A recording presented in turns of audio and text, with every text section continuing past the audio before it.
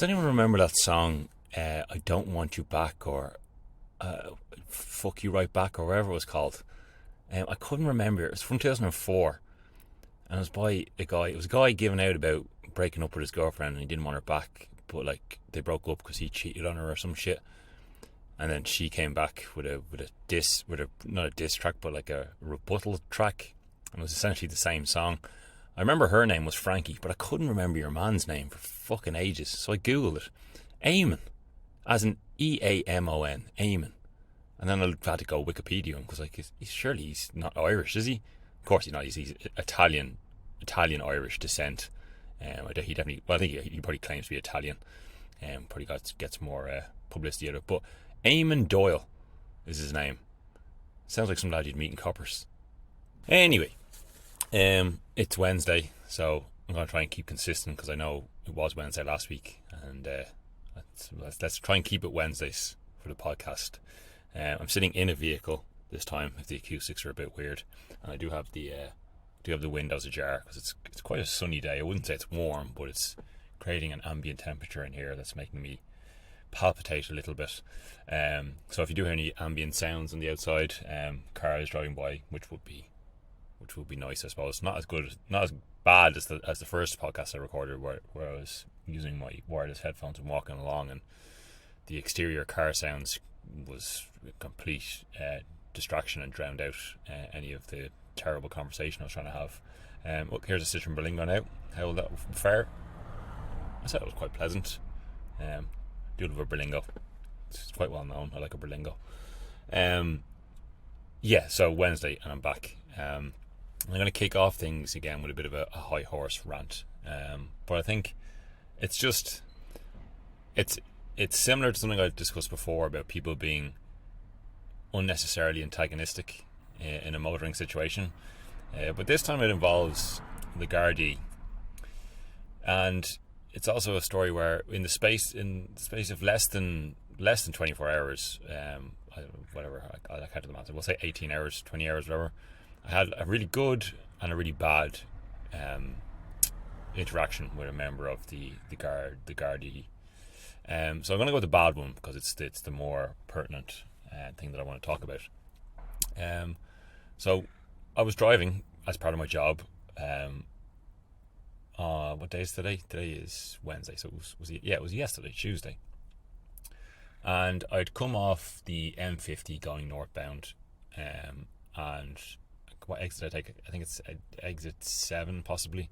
And you come off, and there's a roundabout. If you take would be the second exit. Well, no, sorry, it'd be the third exit. So going all the way around to the right, you go all the way into the route, and then you end up on the Navan Road dual carriageway.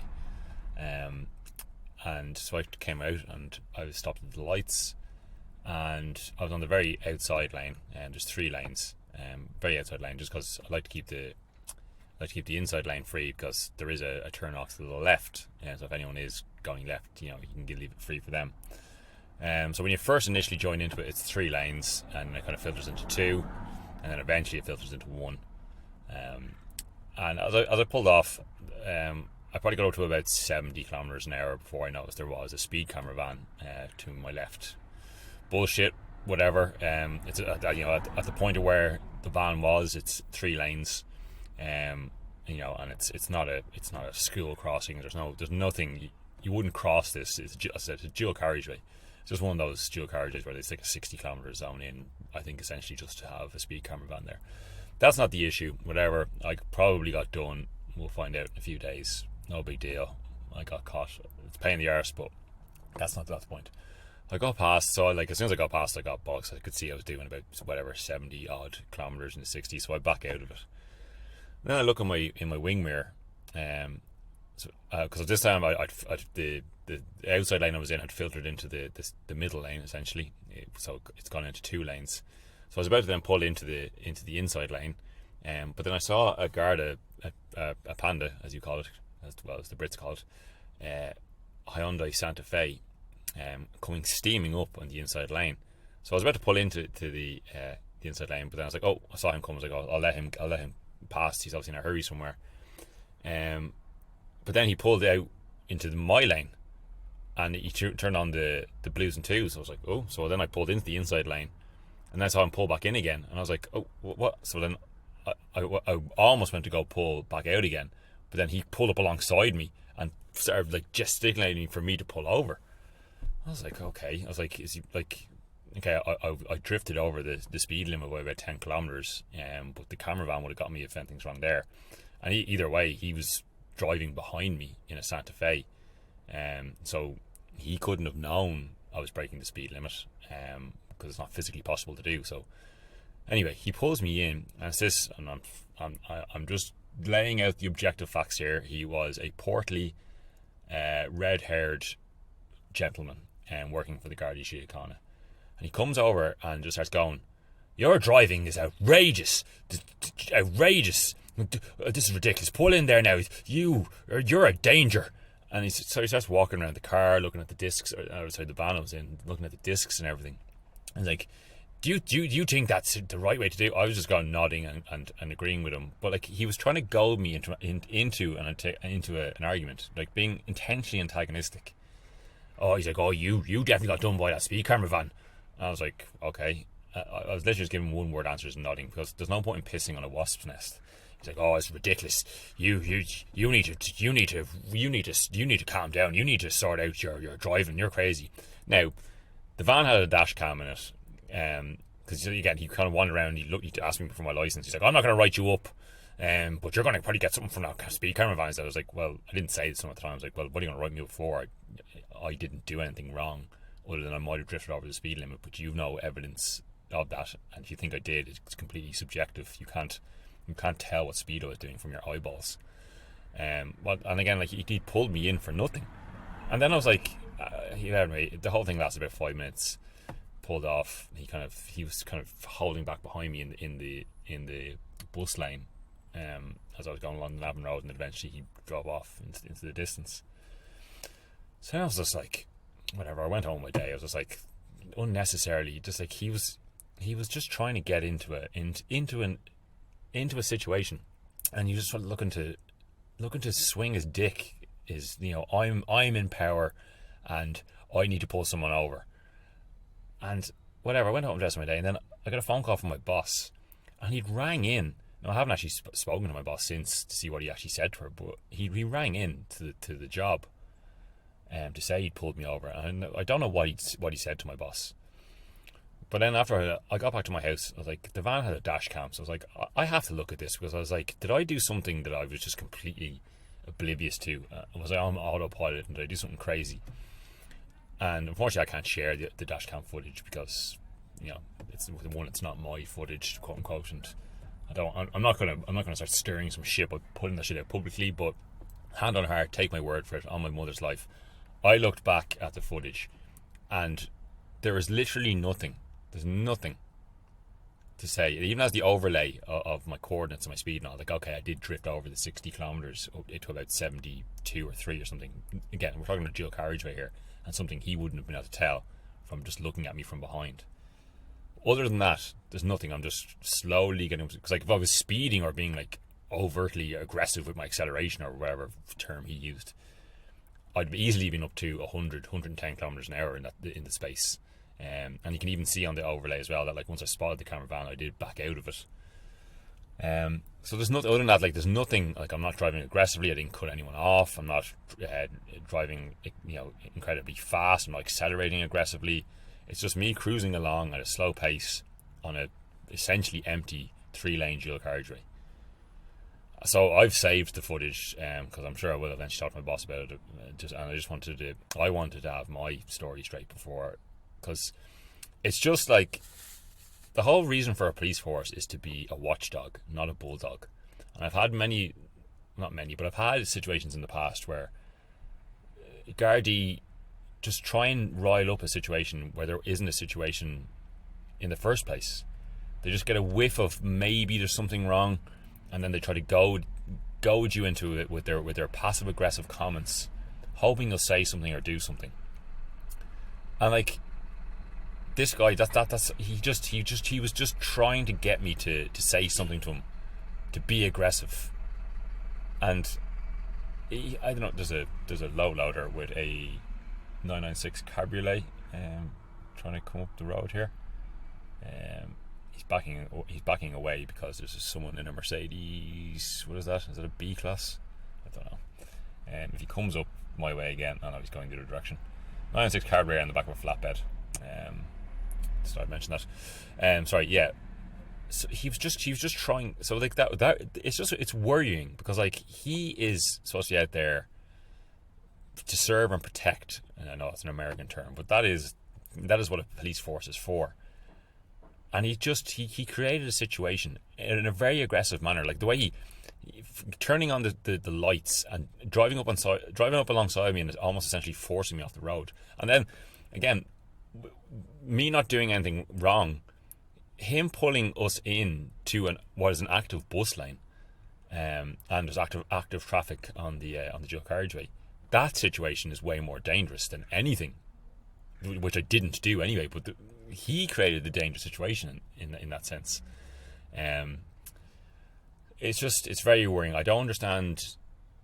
Like, there obviously isn't enough of a psychoanalysis when it comes to taking on recruits, because that man shouldn't be a guard. He just shouldn't be. I don't know if he has mental health issues or someone had, like, I don't know, just something going on in his personal life, or he's not getting the respect he was expecting from the job or whatever. But it's just, I wanted to let it go up until I heard he'd rang my boss, and then that's when I looked at the dash cam footage, because I said I don't want to piss on a wasp's nest, and the reason I didn't give him any back chat, because there's no point in escalating a situation like that, especially with a guard. And then the other situation I said, because like the evening previous, I actually had to go down to a guard station to give a witness statement to an accident I'd seen. And okay, I was there to help out the guard, but the guy he's actually a guy from the UK who works for the Gardaí over here. Met an Irish girl and moved over.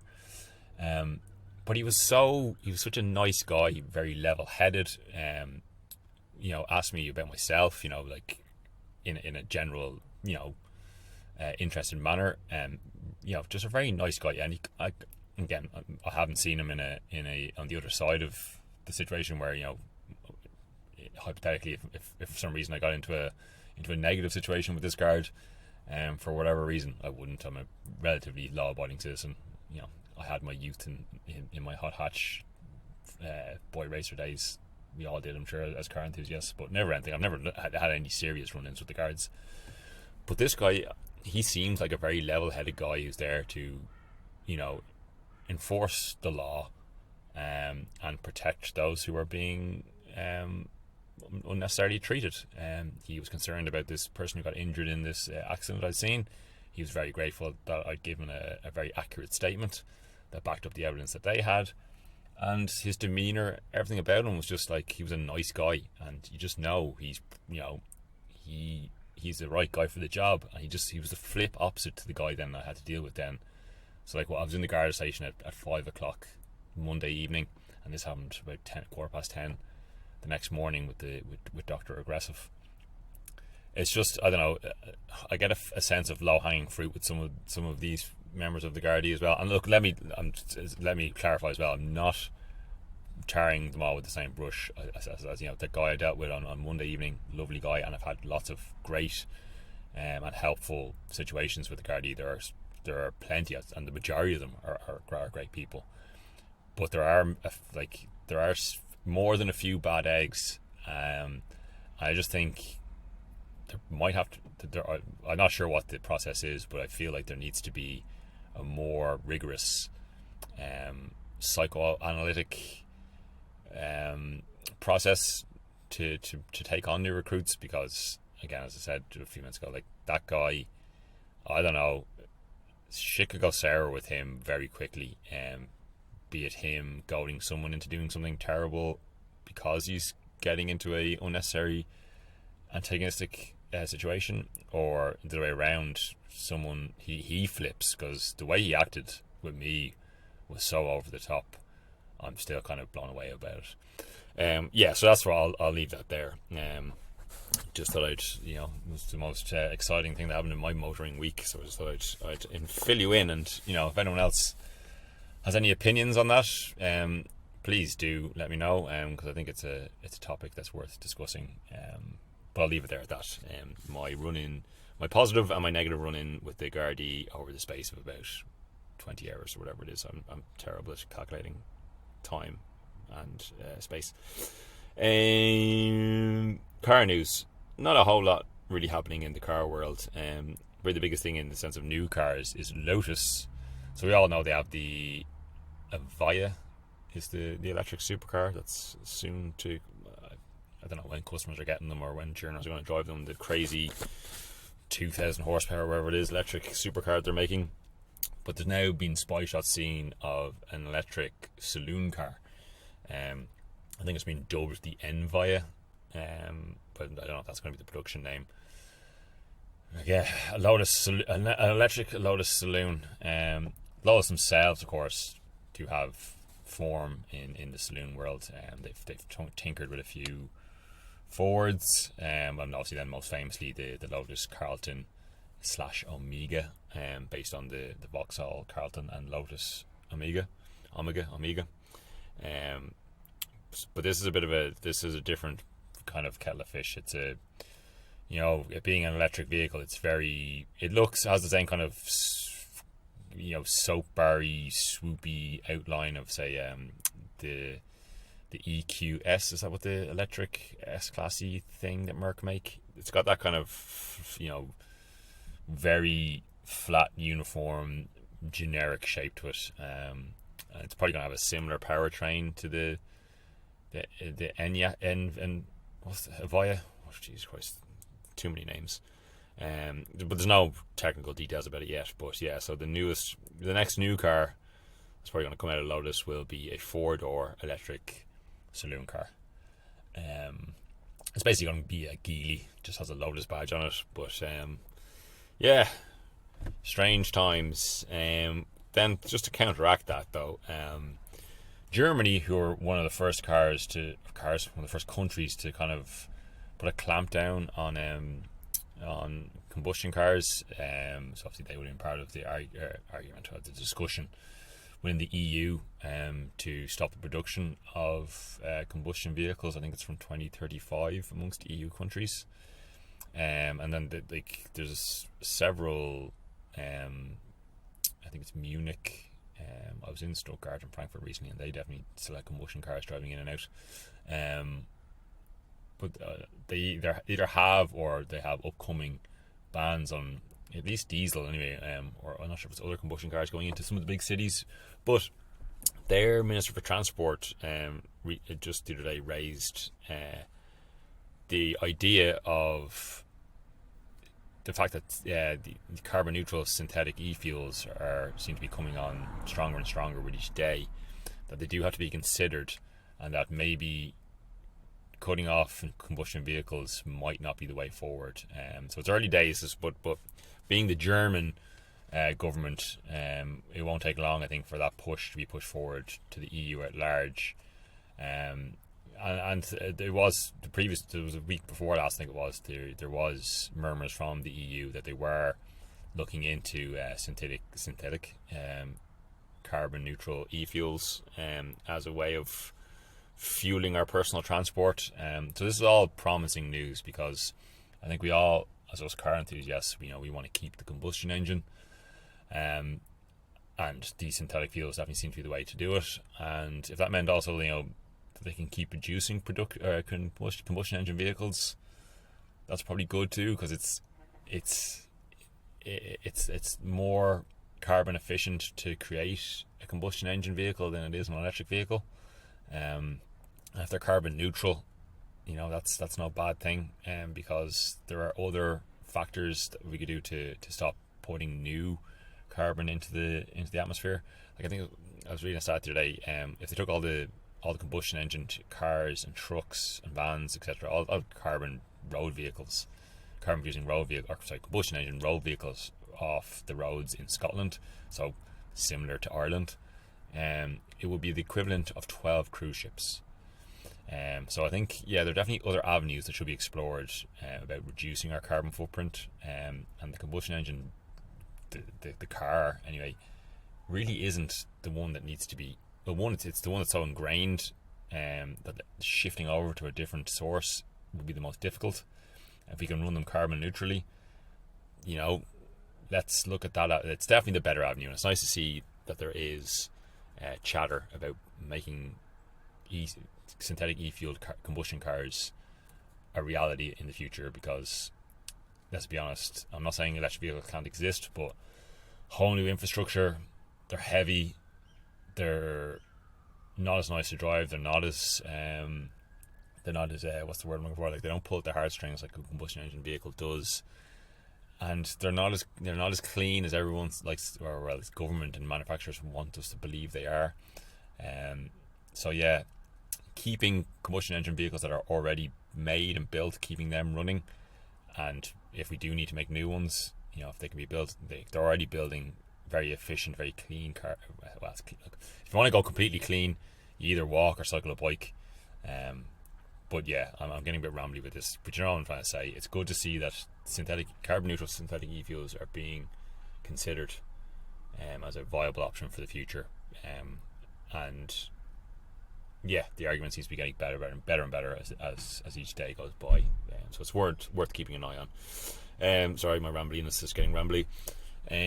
For those of you who were into the old dub life back in the early noughties, when VW modding and scene shows, stance, that whole avenue, it's merely something I dallied with in my early 20s.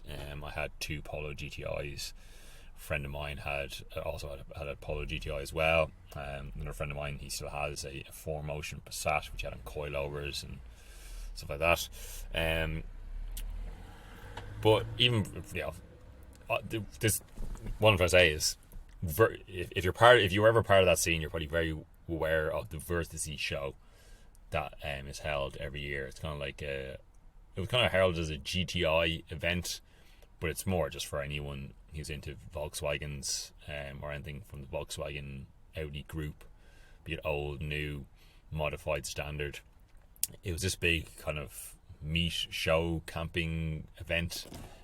VW would always bring a special GTI car. It's where that the ridiculous W12 GTI concept was brought to. There's loads of other ones. It's been going for years. It's been going for about 40 years or so. So like it predates me and the scene dub life era. But it's obviously with COVID and stuff, it hadn't really been on the last couple of years. But it is going to make a return in 2024. But it's no longer going to be Vertice, which is a lovely kind of mountainous area in Austria. It's going to be in Wolfsburg, which obviously is the home of Volkswagen. It's going to be there from 2024 onwards. So it's good to see it's returning, but it's hard. They're probably still going to call it Vertice, I'd say, but it's not going to be Vertice. It's going to be in Wolfsburg. So it could be a good thing. I'll obviously near the time we'll look into the full details of it. Because I've never been to Wolfsburg, because it's not the easiest place to get to be honest. It's one of those, like, you need to get 2 flights, and then you got to look at a way of driving there, or public transport. It's not an easy place just to get a direct flight into and then just visit the world of Volkswagen.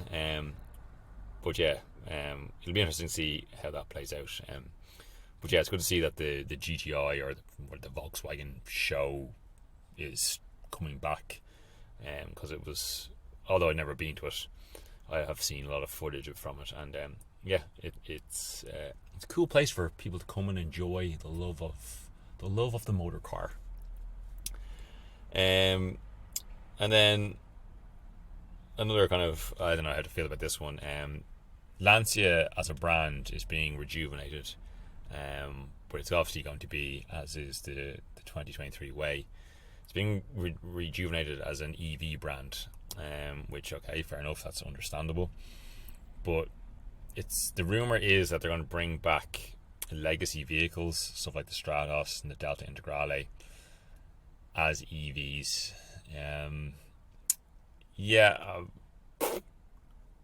I don't know how I feel about that. Whatever about them bringing back Lancia as a brand and it being an EV brand, that's fine. I just don't see why they feel they need to like do retro futuristic versions of legendary models from the past that were run by combustion engines. Just I can't see anyone who's mad into Lancia, as we all are. You know, they were a legendary brand. Those of us who were into it from the heyday of stuff like the Stratus and the O37 and the Integrale. Like, we're not going to care about EVs, and then those who are going to care about it being an EV brand aren't really going to give a shit about the products of the past. So yeah, I think that bring it back as an EV manufacturer, whatever, so be it. But just don't. There's no need to bring back the old cool stuff and rebadge them as EVs. Just make some new models. It's I think Hyundai and Kia have shown that, you know, you can go with a new path and people will jump on board once the product is well executed. Okay, yeah, I don't think I've been my Garda rant as ever, as rambly as ever. 26 minutes. That's one of my shorter ones, which is probably good. So I'll finish off with my, obviously I'll have to talk F1, because last time I didn't really speak much F1 because specifically this week we've gone through winter testing. As ever, we didn't really learn anything particularly new, and you can only really take testing times with a pinch of salt, because you don't know what way people are fueling their cars, what modes they're in, whether they're even running a car that they're going to bring to the first race. But you know, the standouts: Red Bull, clearly the cream of the crop. They did a shitload of laps. The car was reliable, the car was quick. Max did the first day and a half. Well, he did the first day, and then he did a half day the second day, the evening half. And after that, then he was done. In his body language, interviews, everything was like full of confidence. As for the whole team, as was Checo, Christian Horner, all of them. Yeah, so again, they're going to be the team to beat. And to be honest with you, if again, you can never predict these things, and things can change very quickly in Formula 1, but just going from the test alone, I'd be very surprised if Red Bull don't walk to another double championship this year. Ferrari, car was quick, looked well, they were able to play around with loads of different setups. Most importantly, it was reliable, because reliability was probably their biggest Achilles heel last year. They might make a step forward, but I don't know if they're going to be good, and whether it'll be good enough to beat Red Bull. Mercedes kind of came back with the same concept of the cars they did last year, the no pod design, which was a bit surprising. They were cagey, as they normally are in testing, about where they were, but anyone watching, sorry, excuse me, I burped there. The car didn't look perfect. They might be slightly better off than they were this time last year, but there's a good chance that Aston Martin might have jumped them, because the Aston looked very good. Again, hard to say exactly what way they were running the car, but Alonso has been very bullish, saying that when he did the long fuel runs, they were fat with fuel, and they were running a car that they're going to be bringing, a genuine car to the rules for the first race.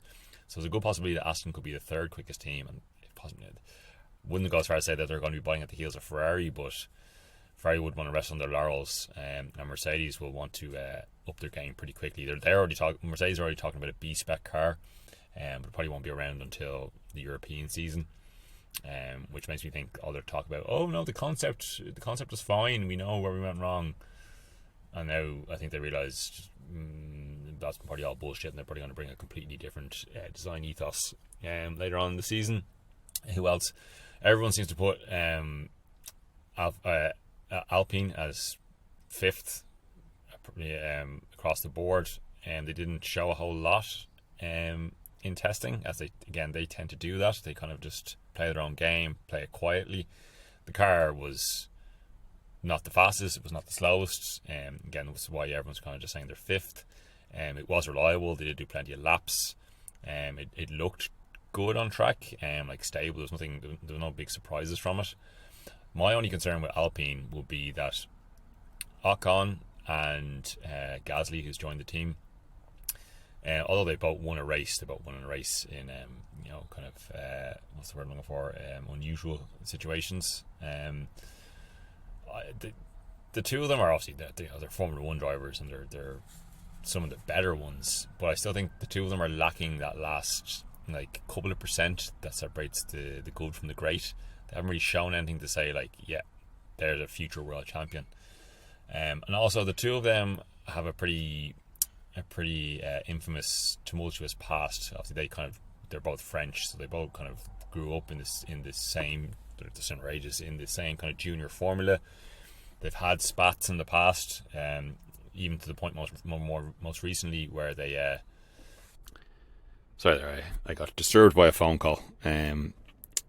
So yeah, where was I talking? Formula. So yeah, so Ocon and Gasly, their tumultuous relationship. Yeah, I think it was last year, the year before, they were both at some event on a red carpet. So being two Formula One drivers, they were followed together with their respective partners. And then when Ocon and Gasly then posted pictures on Instagram from the event, they both cropped each other out of the photos. So it's that kind of thing. Now they're playing all nicey nice now, but like that's going to be a management nightmare, I'd say, for Otmar Safnauer, who's the team principal at Alpine. So like again, like I said, like the two drivers, I don't think they've yet to really show anything that will tell me that they're going to pull in something amazing out of the bag. Like Gasly has had some highlights in his career, so he might pull something out of the bag, but he's the new guy in the team. Ocon's very much going to want to assert his dominance, because this is going to be his fifth season, I think, with Renault/Alpine. So I think it could get pretty spicy between the two of them. So although the car might be good, I feel like the drivers could be the downfall in their season. But we shall see. Maybe they'll prove me wrong. Who else is there? Haas looked solid enough, and again, nothing spectacular. They might jump ahead a bit from last year, more at the cost of others having a terrible season. Who else have we got? AlphaTauri. Again, car looked okay. They didn't show anything particularly special. And again, I think Tsunoda, he's a good driver, but I think he lacks that last little few percentage that will make him a great driver. And then they have Nick de Vries, who essentially is a rookie. He did that one race for Williams last year in Monza where he managed to score some points, which essentially got him the job this year. He is an F2 champion, and he won the Formula E championship, but again, he won both of those championships kind of in strange conditions. Like the GP2 season he won, the grid wasn't at its strongest, and Formula E, Formula E's weird. Not saying he's a bad driver, he's clearly got talent, like anyone who can qualify for a Formula 1 car does, but the AlphaTauri cars doesn't look like it's taken a big leap from last year, and it wasn't great last year, and they don't have the strongest driver pairing, so I don't see them having a great season. McLaren, the car didn't look quick at all. They didn't do a whole lot of laps. Well, they did about 300, but that's low compared to everyone else.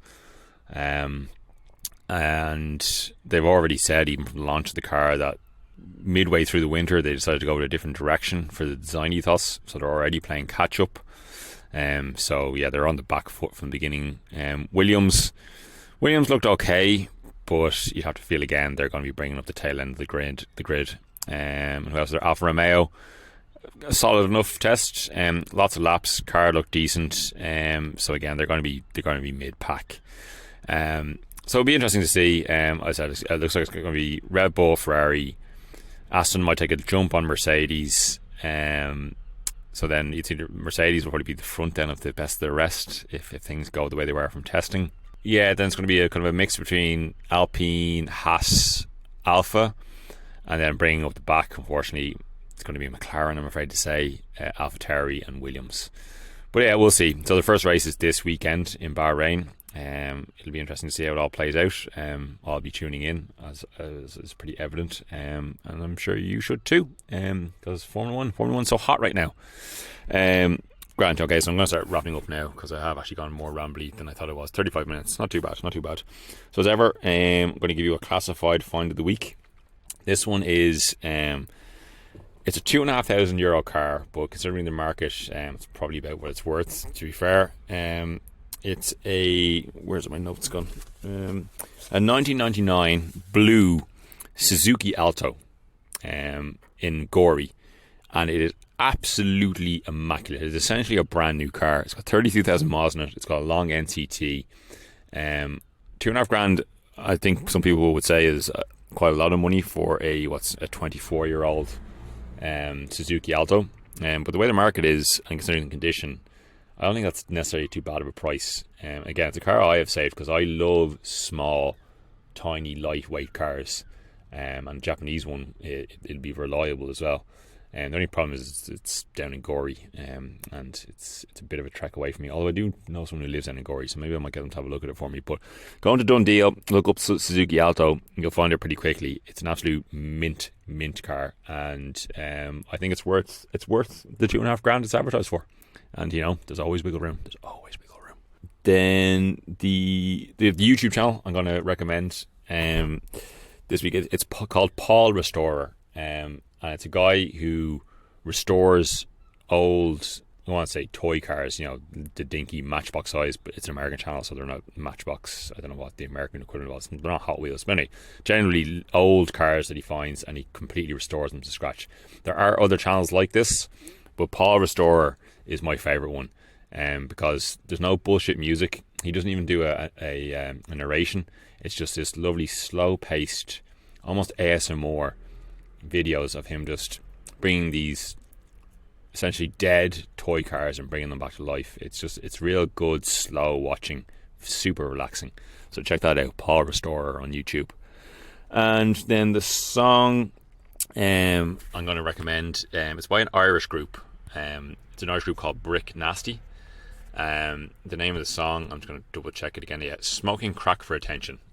Don't let the name put you off. It's not a drug filled. It's a very ambient. I don't know how you would describe their sound. It's kind of a experimental funk indie rock. It's hard to say, but just look them up. Brick Nasty, all one word. BRICKNASTY.